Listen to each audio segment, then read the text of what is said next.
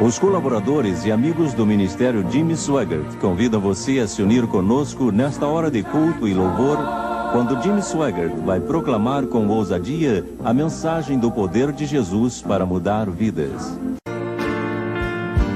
Sometimes gently sing.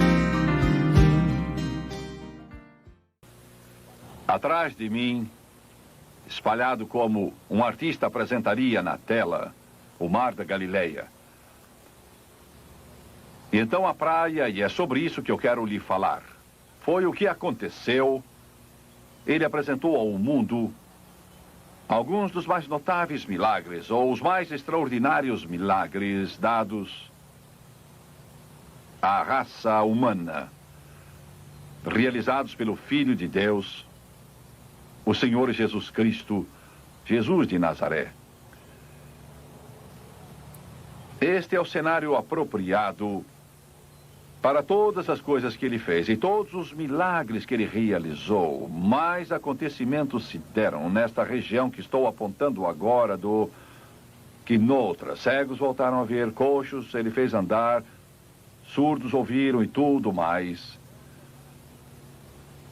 Logo abaixo de mim fica a região que parece ser o lugar em que 5.000 homens foram alimentados, além de mulheres e crianças, mas não sabemos se foi exatamente aqui. Mas uma coisa sabemos, aconteceu. Logo acima do monte, pode-se ver o topo, eu acho que são sicômoros, e logo atrás de mim fica Cafarnaum, é onde Jesus tinha sua sede. Aqui ele realizou um ministério público que sacudiu e até mudou o mundo para o tempo e a eternidade, o Senhor Jesus Cristo. No monte, você pode ver árvores, pode ver um prédio com uma cúpula ou igreja.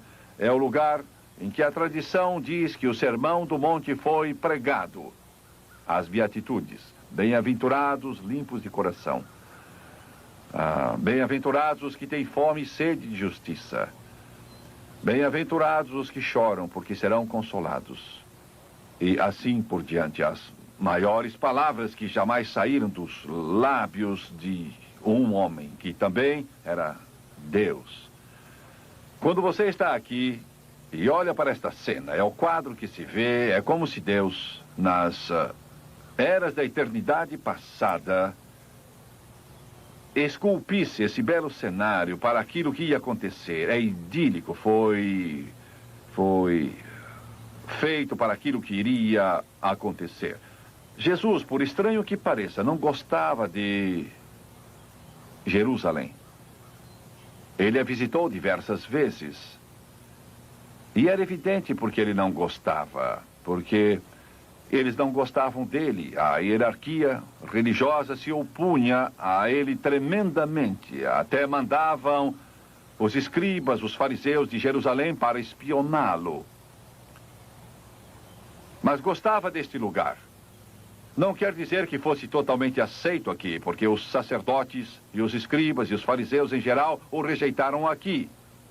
Ele até fez uma declaração que se os milagres que foram feitos nesta região tivessem sido feitos em outros lugares, como Sodoma e Gomorra, eles teriam se arrependido com saco e com cinzas. Eu fico tentando imaginar como é que teria sido.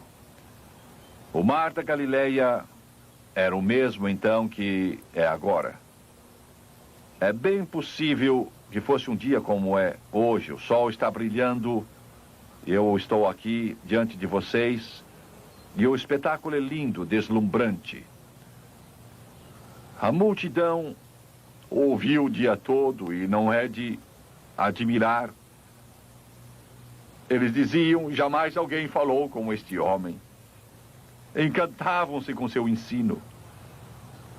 E diziam, não fala como os escribas e fariseus, mas como quem tem autoridade. Ele trouxe um conceito totalmente novo. Era bem diferente do que o que estavam acostumados num No sentido, foi uma revolução. Não uma revolução de armas, de ira, de ódio, de guerra. Mas foi uma revolução do espírito. Uma revolução que ia mudar a vida de homens e mulheres aos milhões e milhões, no tempo e na eternidade.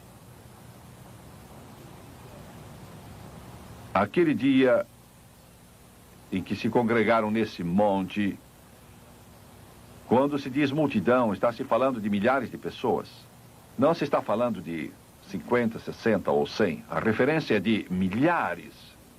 Podia muito bem ter sido 10, 15 ou 20 mil pessoas, porque estas praias, este lençol de água, este lugar santo, este mar da Galileia, estava coalhado, se posso usar a palavra, de cidades e vilas.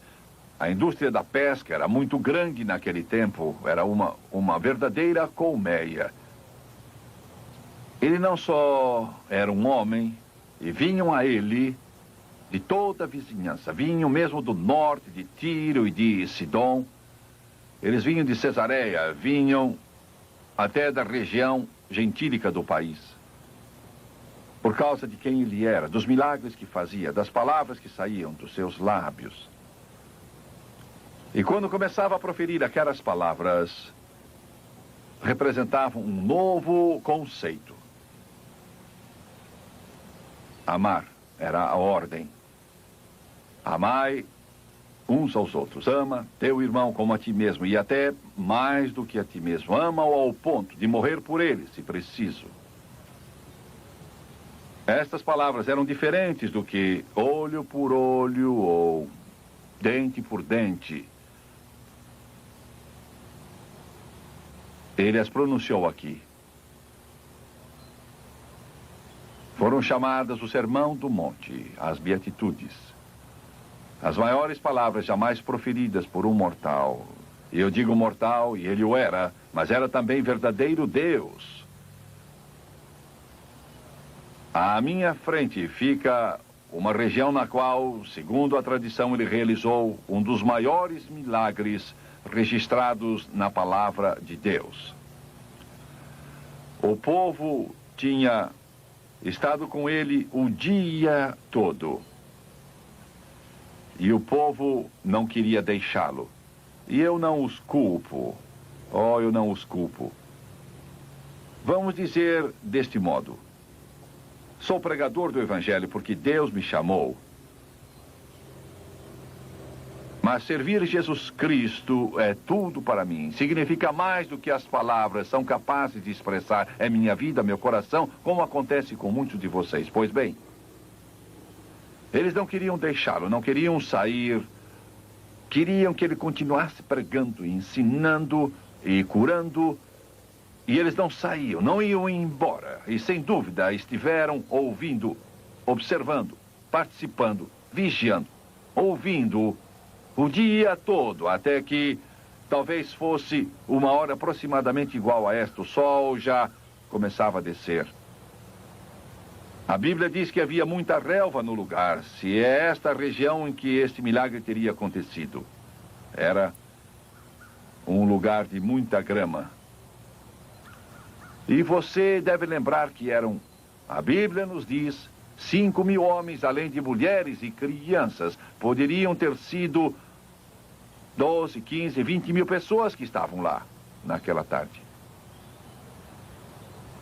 Ali de pé, se este era o lugar em que estavam naquele dia, ele poderia ter estado do lado do monte, com eles embaixo, e eles os ensinava.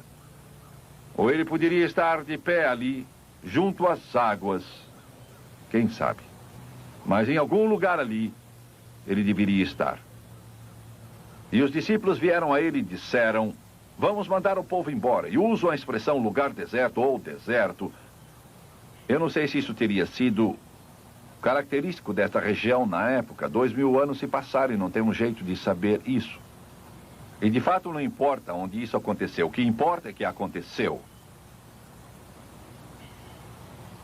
E ele não parece ansioso por mandá-los embora como estavam.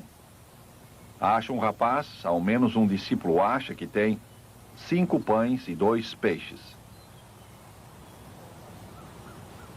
Ele toma esses pães e esses peixes e creio que vocês sentem como eu, porque estão vendo com os olhos da câmera esse lugar bem aqui, com os montes no fundo, o mar da Galileia à frente, as milhares de pessoas olhando e observando sem sonhar o que ele ia fazer, os próprios discípulos sem saber o que Jesus ia fazer ali. Será que você pode imaginar esse quadro em sua mente? A região está cheia de árvores, árvores frutíferas, como você vê em abundância lá. Há alguns edifícios lá também. Naquele tempo não havia árvores frutíferas nem edifícios, mas você pode imaginar uma multidão de gente por ali. Milhares de pessoas lá que não saem, não querem ir, não ficam enfadadas nem cansadas. Elas estão ali de pé e estão tentando ver uma por cima da outra. E os que são mais baixos e não podem ver perguntam: o que é que ele está fazendo?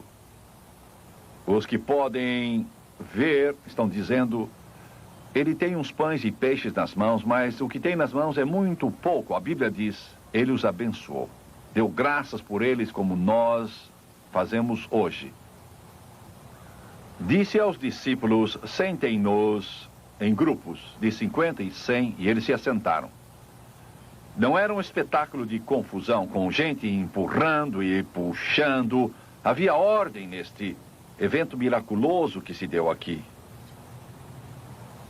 Aconteceu ali embaixo, talvez. Ao menos sabemos que se deu. E quando diz aos discípulos: comecem a distribuir,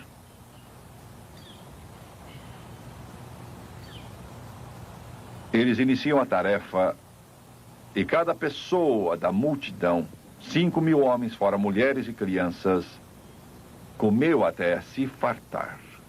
E não houve ninguém que quisesse mais. E eles apanharam, creio que foi 12 cestos cheios de sobras do que tinha sido então multiplicado com os 5 pães e 2 peixes. Pois bem, quero terminar hoje com uma coisa muito preciosa para mim, e deve ser para vocês também, espero que seja para muitos. Quero falar a vocês de uma coisa que, de fato, não aconteceu, entretanto aconteceu. Isso pode parecer uma contradição, mas eu quero dizer de novo, não aconteceu, mas aconteceu. O que quer dizer Jimmy Swaggart? Muito bem. Lá naquele dia memorável, há 2000 anos atrás, quando Jesus Cristo abençoou os pães e peixes, o texto no original diz que quando ele começou a dar aos discípulos, começaram a multiplicar. Eu não posso imaginar, minha mente não pode entender bem o que acontecia. Mas vamos imaginar então que Pedro e Tiago, e João, Mateus e todos os discípulos que estavam dando os pães e os peixes ao povo assentado em filas de 50 e 100. Vamos supor que os da fila da frente receberam por ser mais fácil chegar a eles, sabe? Agora entendam, isso não aconteceu assim, mas há uma lição que eu desejo tirar. Vamos dizer que Pedro, Tiago e João fossem dando aos da fila da frente várias vezes, por ser mais fácil alcançá-los. Não havia problema para eles receberem, estavam perto, os pães e peixes estavam bem perto da fila da frente, por isso continuaram a distribuição. E os que estavam nas outras fileiras, se Jesus estivesse de pé ali, as filas de trás estariam lá, e se ele estivesse junto ao monte, as filas de trás estariam aqui. Mas o fato é que os das outras filas nada receberiam, por não estarem perto dos pães e dos peixes. Não era fácil chegar até eles. Não era fácil porque estavam longe. Não aconteceu assim, graças a Deus. Todos aqueles que tinham vindo das cidades, vilas, ao longo da praia e de outros lugares, que sentaram lá o dia todo, ouviram as mensagens e viram os milagres, todos eles, sem exceção, saíram de lá fartos. Todos eles. O que você está dizendo, pregador? Vou lhes dizer o que penso. Hoje, essa cena está sendo repetida. O que eu estou dizendo pode parecer um tanto estranho, mas está acontecendo. O povo nos Estados Unidos da América e Canadá e alguns outros países do mundo são como aqueles que estavam sentados na frente. São alimentados vez após vez após vez, repetidamente, e nada de mal, graças a Deus. Deus seja louvado por isso. Mas os das filas de trás não recebem nada. Os da China, os dos países comunistas, de muitos países da África, alguns países da América Central e do Sul, recebem muito pouco, quase nada. Agora você pense nisso por um pouco. Agora vocês entendem porque eu disse que não aconteceu e aconteceu. Não aconteceu quando Jesus estava aqui, ele os alimentou e ainda os alimenta hoje, mas eu e você somos responsáveis por levar o Evangelho a cada pessoa. Não só os que estão na frente, mas os que estão lá atrás. Quando você olha para a pequena área que se estende, você vê o que aconteceu aqui. O Sermão do Monte é a maior peça que foi produzida pelo homem, que foi proferida por um homem. Você vê quão importante isso se torna, quão especial isso de fato é. Quando se para pensar que, bem aqui, 5.000 homens foram alimentados, além de mulheres e crianças, quando você olha para esta terra e então vê que este podia ser o lugar, o que realmente aconteceu aqui há tanto tempo atrás. E a coisa que eu quero deixar bem claro é isto: que o homem da Galileia que alimentou esse povo e disse essas palavras há tanto tempo atrás, não está morto. Ele vive. E alguns de vocês que assistem talvez me digam, Jimmy Swaggart, se eu pudesse crer nisso. Vou fazer uma pergunta. Que mais você tem para crer? Há mais evidência de que Jesus Cristo viveu, morreu e ressuscitou dos mortos do que da vida de Júlio César ou outra pessoa. O que mais você pode crer? Alimentou milhares. E alimentará você se deixar. Ele se intitulou o Pão da Vida. Ele falou como nenhum homem jamais falou antes. O Sermão do Monte. Aquelas palavras, elas são vida. Ele disse: a carne para nada aproveita. Minhas palavras são espírito e vida. Foi o que ele disse. É tão bonito que é difícil mesmo descrever isso. Bem-aventurados os pobres de espírito, pois deles é o reino do céu. Bem-aventurados os que choram, pois eles serão consolados. Bem-aventurados os mansos, pois herdarão a terra. Bem-aventurados os que têm fome e sede de justiça, porque eles serão fartos. Felizes os misericordiosos, pois alcançarão misericórdia. Felizes os limpos de coração, pois eles verão a Deus.